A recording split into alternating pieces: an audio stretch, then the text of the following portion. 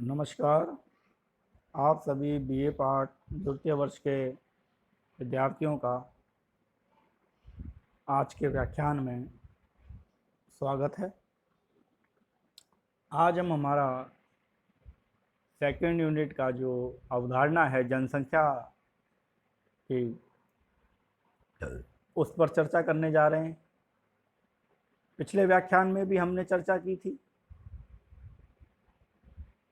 और आज उसके आगे चर्चा करेंगे। पिछले व्याख्यान में हमने भारत में जनसंख्या की जो जनगणनात्मक स्थिति थी उसके तथ्यों से अवगत हुए थे। आज हम भारत की जो जनांकीय विशेषताएं हैं उस पर चर्चा करें।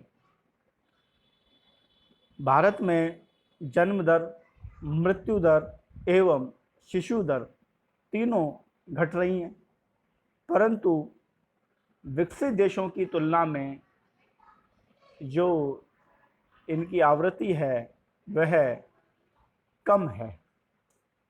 विकसित देशों की जनसंख्या स्थिर है, विकासशील देशों की जनसंख्या तेजी से बढ़ रही है और भारत में भी जन्म दर कम हुई है, मृत्यु दर भी कम हुई है, शिशु मृत्यु दर भी कम हुई है, परंतु इनके अंतर अधिक होने के कारण जनसंख्या तेजी से बढ़ रही है। दूसरी जो जनांकीय विशेषता भारत की है वह है कि भारत की जनसंख्या वृद्धि घट रही है, परंतु जनसंख्या का आकार बढ़ रहा है। इस कथन को हम स्पष्ट समझेंगे कि एक तरफ तो मैं कह रहा हूं जनसंख्या वृद्धि दर घट रही है और दूसरी तरफ मैं कह रहा हूं जनसंख्या का आकार बढ़ रहा है। कथन विरोधाभासी प्रतीत होता है, परंतु विरोधाभासी है नहीं। जनसंख्या वृद्धि दर से आशय प्रत्येक साल भारत की जनसंख्या में कितनी जनसंख्या प्रतिशत के रूप में जुड़ती है। मैंने आपको बताया कि भारत में प्रतिवर्ष 1,80,00,000 लोग जुड़ते हैं। इस हिसाब से भारत की जो वृद्धि दर है वह 1.5% के लगभग है। वृद्धि दर 1.5% है और पिछले 10 में यह 1.6% थी, अर्थात वृद्धि दर घटी, परंतु जनसंख्या 1,70,00,000 बढ़ी थी, अब 1,80,00,000 बढ़ी है, क्योंकि टोटल पॉपुलेशन के हिसाब से वृद्धि दर निकाली जाती है। अतः जनसंख्या का आकार तो बढ़ रहा है, लेकिन भारत की जनसंख्या वृद्धि दर घट रही। भारत में जो मृत्यु दर है वह स्वास्थ्य सेवाओं के तीव्र गति से विकसित होने के कारण कम हुई है और मृत्यु दर का कम होना भी एक बहुत बड़ा कारण है भारत में जनसंख्या वृद्धि का। भारत में 15 से 59 वर्ष वर्ग के या आयु वर्ग के व्यक्तियों का जो संख्या है वह लगभग 36% के आसपास है, अर्थात भारत की जो जनसंख्या है वह कार्यशील जनसंख्या है। किसी भी देश की जनसंख्या का यह आयु वर्ग अगर 30 से ऊपर होता है तो उस देश की श्रम शक्ति का मूल्यांकन किया जा सकता है। जापान जैसे देशों में यह बहुत कम है, इसलिए जापान को अपने संसाधनों का अधिकतम उपयोग अपनी जनसंख्या के ऊपर करना पड़ता है। भारत में प्रौढ़ जनसंख्या वृद्धि विकास नीतियों को कमजोर करती है, अर्थात प्रौढ़ जनसंख्या 60 वर्ष से ऊपर के आयु वर्ग के हैं और भारत में जो प्रौढ़ जनसंख्या है वह भी 2001 की जनगणना की तुलना में 2011 में कुछ वृद्धि रखती है और प्रौढ़ जनसंख्या की वृद्धि भारतीय अर्थव्यवस्था को कमज़ोर करती है, भारतीय विकास नीतियों को कमज़ोर करती है, क्योंकि देश के बहुत बड़े संसाधन का एक भाग इस प्रौढ़ जनसंख्या के रहन सहन पर, इस प्रौढ़ जनसंख्या के सुरक्षा पर खर्च करना होता है। भारत में पिछले व्याख्यान में मैंने आपको बताया था 1000 पुरुषों के पीछे 943 महिलाएं हैं, अर्थात स्त्री पुरुष अनुपात में अंतर है, असमानता है। और यह अंतर और असमानता भारत में कई सामाजिक समस्याओं को उत्पन्न करता है। इन सामाजिक समस्याओं में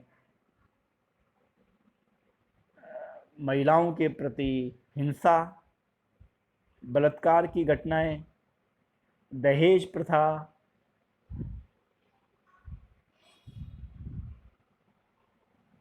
बाल विवाह और स्त्रियों की निम्न परिस्थिति के रूप में सामने आती हैं। अतः स्त्री पुरुष अनुपात भी भारतीय समाज में कई सामाजिक समस्याओं को उत्पन्न करता है। ये भारत की मैंने कुछ जनांकीय विशेषताओं की चर्चा आपसे की थी। इन विशेषताओं की चर्चा करना इसलिए भी आवश्यक है क्योंकि आपके इस पाठ्यक्रम में यह महत्वपूर्ण हो जाता है कि भारत की जनसंख्या के प्रत्येक पहलू से आप अवगत रहें और उसके संबंधित प्रश्नों को आप हल करें। अब भारत में जो जनसंख्या वृद्धि है उसके समाधान के लिए कुछ कारक हैं जिनके आधार पर भारत की जनसंख्या में वृद्धि को कम किया जा सकता है। पहला कारक है शिक्षा का प्रसार। अधिकांश जनसंख्या विद्वानों का मानना है कि जैसे जैसे शिक्षा का स्तर उच्च होगा उस जनसंख्या वृद्धि कम होगी। अर्थात जनसंख्या में शिक्षा का स्तर उच्च होना भी जनसंख्या वृद्धि को कमजोर करता है। यह हर्बर्ट स्पेंसर का सिद्धांत भार और गति के सिद्धांत के आधार पर बनाया हुआ सिद्धांत है। अतः शिक्षा का जितना अधिक प्रसार या शिक्षा का जितना अधिक विकास भारत में होगा, भारत में जनसंख्या वृद्धि दर भी उसी अनुपात में कम होगी। अतः शिक्षा एक महत्वपूर्ण घटक है जनसंख्या वृद्धि को कम करने में। दूसरा जो समाधान है वह है परिवार नियोजन के साधन को आसानी से उपलब्ध करवाना। भारत एक बहुत विशाल देश है, ग्रामीण देश है, जिसकी 68% से अधिक जनसंख्या 62% से अधिक जनसंख्या गांवों में निवास करती है और परिवार नियोजन के साधन आसानी से सबको सर्वसुलभ नहीं हैं। परिवार नियोजन के साधन यदि सभी को आसानी से सर्वसुलभ हो जाएंगे तो भारत में जनसंख्या वृद्धि भी कमज़ोर होगी और यह महत्वपूर्ण रूप से कारगर भी रहेगी। तीसरा जो समाधान है वह है जनसंख्या संबंधी राष्ट्रीय नीति का कठोरता से पालन।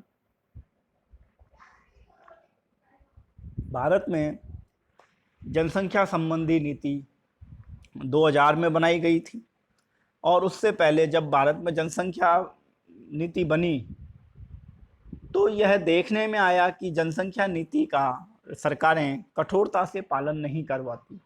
इस कारण कठोरता से पालन नहीं करने के कारण भी जनसंख्या तेजी से बढ़ती है। अतः यह आज की महती आवश्यकता है कि भारत में जनसंख्या नीति का कठोरता से पालन किया जाए। कठोरता से पालन होने पर चीन जैसे देश की तरह भारत भी अपनी जनसंख्या वृद्धि को बहुत हद तक कम कर पाएगा। मनोरंजन के साधन उपलब्ध करवाना। भारत एक निर्धन राष्ट्र है, कृषि प्रधान राष्ट्र है और भारतीय ग्रामीण समाजों में मनोरंजन के साधन की कमी है और इन साधनों की कमी के कारण भी अपने मनोरंजन के समय को प्रजनन काल में व्यतीत करते हैं और जनसंख्या वृद्धि होती है। प्रशिक्षण से आशय भारत में विकसित देशों में विवाह पूर्व 6 महीने का प्रशिक्षण दिया जाता है वैवाहिक जीवन से संबंधित। वह प्रशिक्षण परिवार नियोजन को और परिवार नियोजन के साधनों को भी महत्वपूर्ण रूप से स्थापित करता है। अतः प्रशिक्षण भी भारत में युवा नव दंपतियों को दिया जाना चाहिए, विवाह से पूर्व दिया जाना चाहिए, जिससे वह अपने बारे में जाने, अपनी शारीरिक विशेषताओं के बारे में जाने और अपने परिवार के विकास और भविष्य को समझें। तो हो सकता है कि वो विवाह पश्चात अपने परिवार का आकार सीमित रखें। इस प्रशिक्षण की कमी के कारण भी नव दंपति अपने परिवार का आकार तेजी से बढ़ाते हैं। अगला जो भारत में जनसंख्या समाधान का उपाय है वह है सामाजिक सुरक्षा कार्यक्रमों में वृद्धि। मैंने आपको पूर्व में बताया था कि भारतीय समाज में असुरक्षा का भाव भी जनसंख्या वृद्धि को प्रोत्साहित करता है। अतः यह राज्य सरकारों का दायित्व है कि भारत में सामाजिक सुरक्षा के कार्यक्रमों में वृद्धि की जाए। सामाजिक सुरक्षा के कार्यक्रमों में वृद्धाश्रम खोले जाएं, पेंशन व्यवस्था स्थापित की जाए, स्वास्थ्य सेवाएं विकसित की जाएं, स्वास्थ्य परीक्षण मुफ्त किए जाएं, जिससे नागरिकों को असामान्य या अकाल मृत्यु से बचाव हो सके। और जब ये सामाजिक सुरक्षा का भाव पैदा होगा तो परिवार में बच्चों की संख्या भी सीमित होगी, असीमित नहीं होगी। स्वयंसेवी संस्थाओं का योगदान। विकसित देशों में कई स्वयंसेवी संस्थाएं हैं जो जनसंख्या वृद्धि को रोकने में महत्वपूर्ण हैं। भारत में भी ऐसे स्वयंसेवी संगठनों को विकसित किया जाना चाहिए, उनको आर्थिक रूप से मजबूत करना चाहिए, जिससे वे जनसंख्या वृद्धि को रोकने में अपनी कारगर भूमिका निभा सकें। लिंग असमानता समाप्त करना। यह भारतीय समाज का बहुत ही घातक पहलू है कि भारतीय समाज में लिंग असमानता गहराई से बैठी हुई है। भारतीय समाज की परंपराएं, संस्कृति आदि में ये तत्व स्पष्ट रूप से देखने को मिलते हैं। अतः लिंग असमानता को भी समाप्त किया जाना चाहिए। लिंग असमानता की समाप्ति भी जनसंख्या वृद्धि को या परिवार के सीमित आकार में महत्वपूर्ण है। विवाह की आयु निश्चित करना। भारत में विवाह की आयु लड़कियों के लिए 18 वर्ष और पुरुषों के लिए 21 वर्ष निर्धारित की गई है, परंतु आज भी भारत में बहुत बृहद पैमाने पर बाल विवाह होते हैं और ये जो आयु है इसमें भी वृद्धि की आवश्यकता है। लड़कियों के लिए 21 वर्ष और लड़कों के लिए 25 वर्ष की जानी चाहिए, क्योंकि प्रजनन काल यदि कम होगा तो भारत में जनसंख्या वृद्धि भी कम होगी। उचित आवास व्यवस्था। उचित आवास व्यवस्था के अभाव में भारत में मृत्यु दर अधिक होती है, असुरक्षा का भाव अधिक होता है और एक दूसरे के ज़्यादा नज़दीक रहने से सामाजिक सहवास का भी अवसर बढ़ जाते हैं। अतः उचित आवास व्यवस्था भी मृत्यु दर को कम करेगी और सामाजिक असुरक्षा का भाव भी कम करेगी, जिससे जनसंख्या वृद्धि कम होगी। भूमि व्यवस्था भी भारत में कमज़ोर है। छोटे जोतों का निर्धारण किया जाना चाहिए। भारत में बड़े बड़े जोत हैं तो उन जमीनों के मालिक अपनी अत्यधिक जमीनों के कारण भी जनसंख्या को तेजी से वृद्धि करते हैं। अतः छोटे जोतों का निर्धारण भी भारत में किया जाना चाहिए। और अंतिम है जनांक शिक्षा को अनिवार्य करना। जनांक की शिक्षा से तात्पर्य जनसंख्या के संदर्भ में संपूर्ण शिक्षा से है, और जब विद्यार्थी अपने मैट्रिक लेवल तक जनसंख्या शिक्षा से गंभीर रूप से परिचित हो जाएगा तो वह जब भारत का युवा नागरिक बनेगा और विवाह पश्चात वह अपने परिवार के संदर्भ को समझेगा, तो वह अपने परिवार की का जो आकार है उसको भी सीमित रखेगा। अतः जनसंख्या शिक्षा को पाठ्यक्रम में अनिवार्य किया जाए, एक विषय के रूप में स्थापित किया जाना चाहिए। तो विद्यार्थियों, अपना सेकंड यूनिट में जनसंख्या से संबंधित जो मुख्य जो टॉपिक थे वो मैंने एक साथ ले लिए हैं, और फिर भी यदि कोई आपकी इस संदर्भ में कहीं कुछ कठिनाई है तो जब महाविद्यालय में कक्षाएं शुरू होंगी तब अपन इस पर विस्तार से चर्चा करेंगे। धन्यवाद।